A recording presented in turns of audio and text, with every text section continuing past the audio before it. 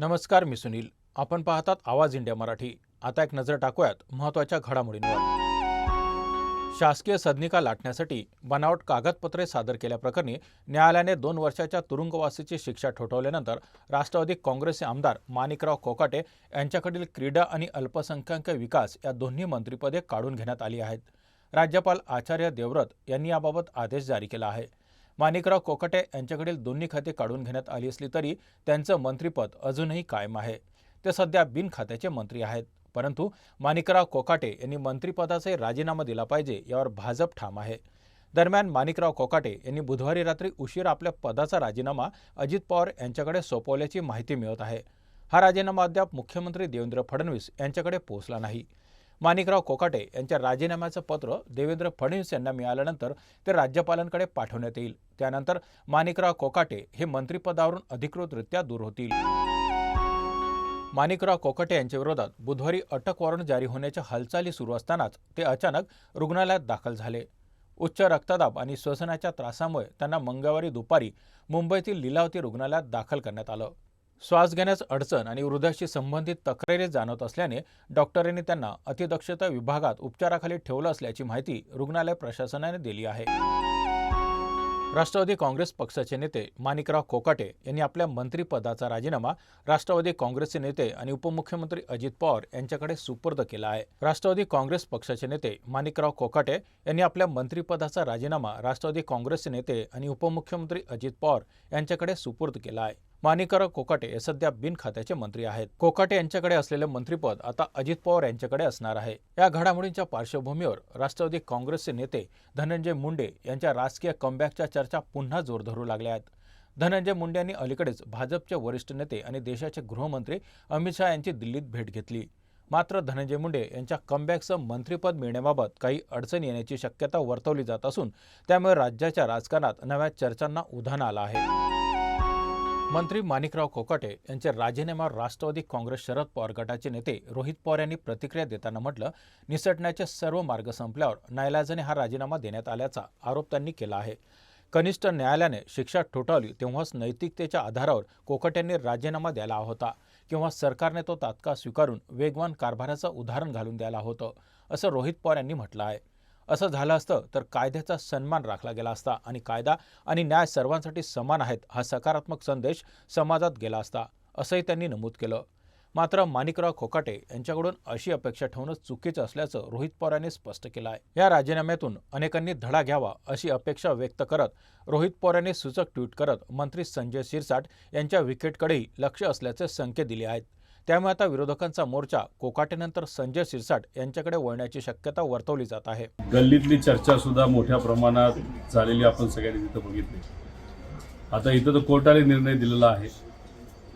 तिथे एका सामान्य कार्यकर्त्याला फक्त कुठेतरी एक राजकीय स्टेटमेंट दिलं म्हणून तुम्ही हक्कभंग तिथं आणला. इथं कोर्टाने निर्णय एका नेत्याच्या विरोधात दिलेला आहे आणि त्या नेत्याने सामान्य लोकांचा पैसा हा खाल्लेला आहे. त्यामुळे अध्यक्ष साहेब या बाबतीत काय करतात बघावं लागेल. पण आम्हा सगळ्यांना असं वाटतंय आजच्या आज त्यांचा राजीनामा हा घेतला गेला पाहिजे आणि जर नाही घेतला तर मग हे सरकार फक्त दाखवायसाठी स्वच्छ प्रतिमेचं आहे, पण खऱ्या अर्थाने हे कुठेही तिथं संविधान समजून घेणारं आणि पाळणारं नाही असं आपल्याला म्हणावं लागेल. स्थानिक न्यायालयाने माणिकराव कोकाटे यांच्या विरोधात अटक वॉरंट जारी केल्यानंतर त्यांच्या वकिलांनी या निर्णयाला उच्च न्यायालयात आव्हान देण्याचा निर्णय घेतला आहे. ॲडव्होकेट मनोज पिंगळे यांनी सांगितलं की कोकाटे यांच्या विरोधातील शिक्षेविरोधात उच्च न्यायालयात आधीच अपील दाखल करण्यात आली असून त्यावर तातडीने सुनावणी व्हावी यासाठी प्रयत्न केले जाणार आहेत. दरम्यान कोकाटे यांची प्रकृती अचानक बिघडल्याने त्यांना रुग्णालयात दाखल करण्यात आलं असून त्यामुळे शरणागतीसाठी 4 दिवसांची मुदत देण्याची मागणी स्थानिक न्यायालयात करण्यात आली होती. पुढील कायदेशीर लढाई उच्च न्यायालयात लढली जाईल आणि शिक्षेला स्थगिती तसेच जामीन मिळण्यासाठी प्रयत्न केले जातील अशी माहिती ॲडव्होकेट पिंगे यांनी दिली आहे. ठाण्यातील मेळाव्यानंतर मुख्यमंत्री एकनाथ शिंदे यांनी महत्त्वाची बैठक घेतली. या बैठकीत आगामी महापालिका निवडणुकीच्या दृष्टीने महत्त्वाचे निर्णय घेण्यात आले. प्रत्येक महापालिकेसाठी जबाबदारी निश्चित करत स्थानिक पातळीवर समन्वय वाढण्याचा निर्णय घेण्यात आला आहे. ठाण्यासाठी खासदार नरेश म्हस्के, कल्याण डोंबिवली आणि उल्हासनगरसाठी खासदार श्रीकांत शिंदे आणि गोपाळ लांडगे, मीरा भाईंदरसाठी मंत्री प्रताप सरनाईक, नवी मुंबईसाठी खासदार नरेश म्हस्के, तर वसई विरार महापालिकेसाठी रवींद्र फाटक भाजपसोबत चर्चा करणार आहेत. आजपासून स्थानिक स्तरावर बैठका घेऊन जागावाटपावर चर्चा केली जाणार आहे. कुठे अडचणी उद्भवल्यास मुख्यमंत्री देवेंद्र फडणवीस, उपमुख्यमंत्री एकनाथ शिंदे आणि रवींद्र चव्हाण लक्ष घालणार असल्याची माहिती समोर आली आहे. मुंबई महापालिकेची निवडणूक इतर महापालिकांसोबत होणार आहे. याच पार्श्वभूमीवर राज्य सरकारने महाराष्ट्र जिल्हा परिषदा आणि पंचायत समिती अधिनियम 1961 मध्ये सुधारणा करण्याचा निर्णय घेतला आहे. मंत्रिमंडळाच्या बैठकीत मंजूर झालेल्या सुधारणा अध्यादेशानुसार जिल्हा परिषद आणि पंचायत समितींच्या निवडणुकीत उमेदवारी अर्ज स्वीकारण्याचा किंवा नाकारण्याचा निर्णय अधिकाऱ्यांना अंतिम असेल. या बदलामुळे अपील प्रक्रियेत होणारा विलंब टाळला जाईल आणि निवडणुका वेळेत पार पडतील. शासनाने यासोबतच राज्य संरक्षित स्मारक परिसरातील अतिक्रमणे रोखण्यासाठी सांस्कृतिक कार्य मंत्र्याच्या अध्यक्षतेखालील समिती स्थापन करण्याचा निर्णय घेतला आहे. राज्यात गुटखा बंदी असूनही मोठ्या प्रमाणावर सुरू असलेल्या अवैध विक्रीवर आळा घालण्यासाठी सरकारने कठोर पावले उचलण्याचा निर्णय घेतला आहे. गुटखा उत्पादक आणि विक्रेत्यांवर थेट मकोका लावण्याचा प्रस्ताव नव्या वर्षात अंमलात आणला जाणार आहे. यासाठी सध्याच्या कायद्यातील हार्म आणि हर्ट या अटीमुळे येणाऱ्या अडचणी आता दूर करत आवश्यक त्या दुरुस्त्या केल्या जाणार आहेत. अन्न आणि औषध प्रशासन आणि विशेष सहाय्य मंत्री नरहरी झिरवळ यांनी याबाबत माहिती देत सांगितलं की विधी आणि न्याय विभागाकडे प्रस्ताव पाठवण्यात मुख्यमंत्री देवेंद्र फडणवीस यांनी विधानसभेत या दुरुस्तीची गरज स्पष्ट केली होती.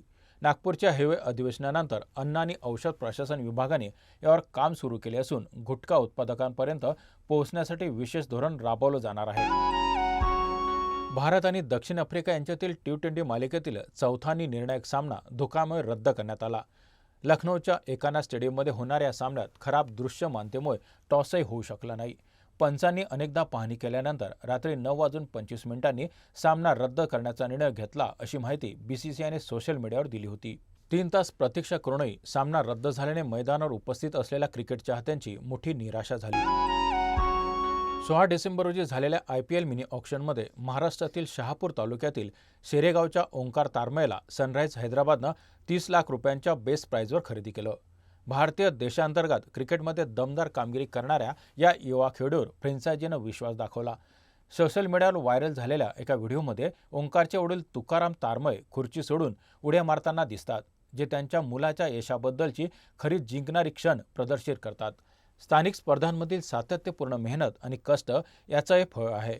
ओंकार आता ऑरेंज आर्मीच्या जर्सीमध्ये मैदानात उतरून शहापूरचा नाद आंतरराष्ट्रीय स्तरावर पोहोचवण्यासाठी सज्ज झाला आहे. या बातमीपत्रात इथेच थांबत आहोत. पाहत राहा आवाज इंडिया मराठी.